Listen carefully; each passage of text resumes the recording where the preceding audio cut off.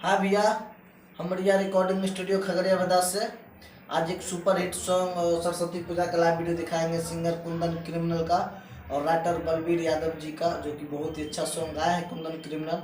और आशा में पूरा विश्वास है कि आप लोगों को जरूर अच्छा लगेगा, और अच्छा लगे तो लाइक कमेंट्स और ज़्यादा से ज़्यादा शेयर करें और कुंदन क्रिमिनल को ऊपर अपना प्यार दुलार आशीर्वाद बनाए रखें।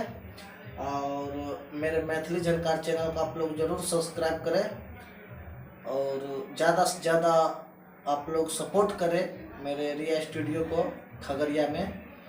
आइए हम अभी कुंदन क्रिमिनल का लाइव वीडियो दिखाते हैं सरस्वती बरमना।